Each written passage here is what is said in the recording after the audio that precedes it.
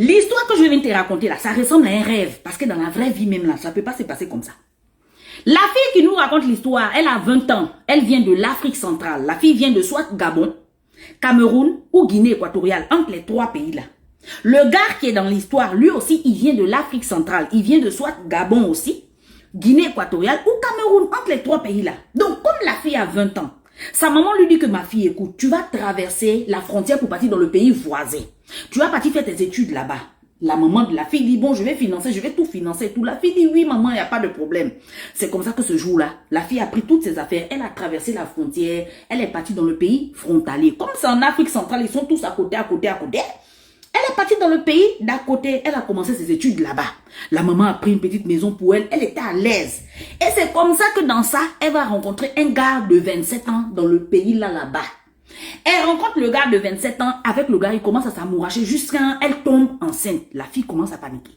Elle dit au gars que bon, comme je suis tombée enceinte de toi, le gars, on est dans ton pays. Allons me montrer au moins ta famille, là où tu habites. Parce que tous les jours tu viens chez moi. Moi, je ne connais même pas un membre de ta famille. Et je suis jeune, je suis enceinte comme ça là. Au cas où quelque chose m'arrive, au moins je sais qu'il y a ta maman qui sera là ou bien ta soeur sera là pour me supporter avec la grossesse. Allons me montrer où tu vis. Le gars dit que non. Je ne peux pas aller te montrer où je vis parce que nous sommes les musulmans. Chez nous, les musulmans, là, on ne peut pas prendre une fille dehors et puis l'amener devant nos parents. Papa, maman, voilà la fille que j'ai grossie dehors. Non, non, non, non, non. C'est qui est là, tu vas vivre ta grossesse en silence là-bas chez toi. La fille dit chez moi comment? Je loue la petite chambre que ma maman me loue.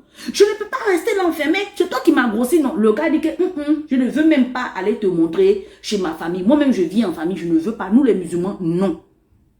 La fille, avec la frustration, obligée de dire à sa mère la vérité que maman, où je suis là, je suis enceinte, le gars me laisse, je ne connais pas où il habite, je ne connais pas un membre de sa famille, je n'ai jamais vu, je ne peux même pas te dire qu'il habite là-bas, maman. La mère dit, quoi?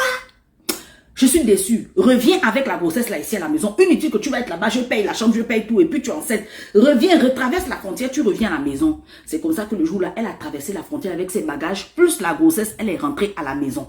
La maman de la fille a tout pris en charge, l'accouchement, tout. Quand la fille a fini d'accoucher, la maman de la fille dit, ok, il n'y a pas de problème. On va voir comment on va faire autrement. Je t'ai envoyé faire les études, ça n'a pas marché. Cette fois-ci, je vais faire pour toi un voyage. Tu vas partir en Arabie Saoudite pour travailler là-bas. Je vais faire le truc, les visas, tout. Tu vas partir. Peut-être qu'en aventure, tu vas mieux te comporter. La première fois que je t'envoyais faire les études, ça n'a pas marché. En aventure, peut-être que ça va marcher. Tu vas partir en Arabie Saoudite. La maman a cherché le circuit pour l'Arabie Saoudite. Tout était propre. La maman a tout payé. Le billet d'avion, tout. Elle dit à la maman que, ok, il n'y a pas de problème. Comme c'est elle qui a géré affaire de billets d'avion là, elle dit à la maman que, bon, je vais partir. La maman dit, ok. Au lieu de partir directement en Arabie Saoudite, là où la maman a trouvé le circuit pour qu'elle aille travailler là-bas, c'est sa maman qui garde l'enfant au pays. Au lieu de partir direct en Arabie Saoudite, elle a détourné, retraversé la frontière pour aller dire au revoir à son gars. Jean, chérie, au revoir, je suis en train de partir en Arabie Saoudite, ma maman m'envoie là-bas maintenant. Hein? J'ai fini avec ton pays, j'ai bien accouché, l'enfant va bien. Le gars qui a bon, oh ma chérie, ma fleur, ma lune, oh tu es devenue plus belle là. Ils ont commencé encore à s'amouracher là-bas, prendre les photos, la joie, c'est le gars qui l'a accompagné à l'aéroport. Elle a pris le départ pour l'Arabie Saoudite dans le pays du gars. Vu que c'est les pays frontaliers en Afrique centrale, elle a traversé ses mains. Elle a pris le départ pour partir en Arabie Saoudite dans le pays du gars. Donc le gars l'a accompagné à l'aéroport le jour là. Bisous chérie, bisous. Elle est partie. Arrivé maintenant en Arabie Saoudite, le gars lui dit que bon écoute, comme tu es ma chérie comme ça, moi-même le gars aussi, j'ai décidé d'aller me chercher. Mais j'ai décidé d'aller me chercher en Angleterre. La fille dit, ah c'est bien, tu pars en Angleterre. Le gars dit oui, mais comme je pars en Angleterre comme ça, moi le gars, je n'ai pas l'argent, toute la somme complète, je n'ai pas. Comme tu es en Arabie Saoudite là-bas, il faut m'envoyer l'argent pour que je complète mon billet et puis mon truc de visa pour partir en Angleterre. La fille dit au gars que, comment je vais t'envoyer l'argent? Je viens d'arriver et tout. Le gars dit que, oh non, il faut compléter et tout. Je suis ton gars, non. Je suis ton gars, je suis le père de ton enfant, non. Complète, toi tu es en aventure là-bas. Moi je vais voyager, je vais faire les visas et tout. C'est comme ça que la fille dit au gars que bon, je vais te dire la vérité. Quand j'étais dans ton pays, je faisais une tontine et je continue de faire la tontine. Le mois prochain, c'est moi qui dois manger la tontine. Donc, comme comme je ne suis plus dans ton pays, eux, ils devaient m'envoyer l'argent là, ici, en Arabie Saoudite. Mais comme tu dis que tu vas voyager pour partir en Angleterre, tu veux faire ton visa, au lieu que les gens de la tontine m'envoient l'argent là, ici, en Arabie Saoudite, il faut partir chez les gens de la tontine là. Tu vas prendre l'argent de la tontine en mon nom. Et puis, tu complètes ton voyage de l'Angleterre là. Tu prends mon argent de la tontine pour compléter toi ton voyage de l'Angleterre. Le gars a dit ok. Le gars est parti là où la fille faisait la tontine et dit voilà, je suis le père de son enfant, c'est elle qui m'envoie, elle est venue récupérer l'argent. Ils ont appelé la fille que c'est toi qui envoie le gars là. La fille dit oui, c'est le père de mon enfant, il faut lui donner ma tontine. C'est comme ça qu'ils ont pris tout l'argent de la tontine de la fille, ils ont remis au gars. Le gars a pris l'argent, il a mis ça dans sa poche. Bon, 2 semaines plus tard, le gars revient encore chez la fille. Il dit à la fille que bon écoute, comme je dois faire un visa de l'Angleterre, pour le visa de l'Angleterre, on me demande de me marier. Je ne peux pas aller demander un visa de l'Angleterre si je suis célibataire. Donc, il y a une fille qui est ici dans mon pays, une fille comme ça, quoi. Donc, c'est elle que je vais choisir comme ça pour aller la marier. Tu vois, non? Donc, je vais mettre genre que je suis mariée à elle pour qu'on me donne le visa de l'Angleterre. Donc, c'est pour te dire, hein, moi, je vais prendre la fille là pour marier la fille là. Mais c'est pas que j'aime la fille là, hein, non. C'est juste pour qu'on me donne le visa de l'Angleterre. Je vais marier la fille là ici dans mon pays et tout. Donc, faut rien craindre.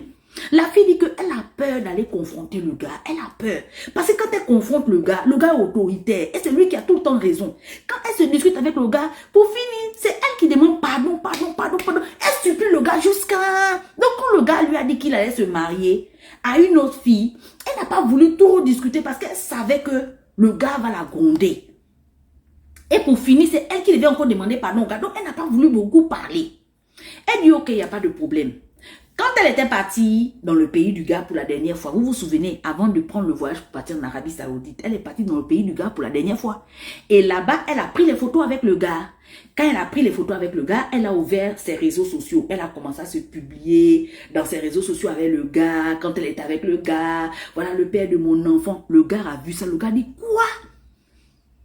Pourquoi tu pas ouvrir une page sur les réseaux sociaux là où tu publies tes photos? Ça, ce sont tes photos, tu as le droit de publier. Mais les photos là où moi je suis avec toi, on voit mon visage, je ne veux pas ça. Parce que moi, je te dis, je suis un musulman. Dans notre famille, on ne fait pas ça.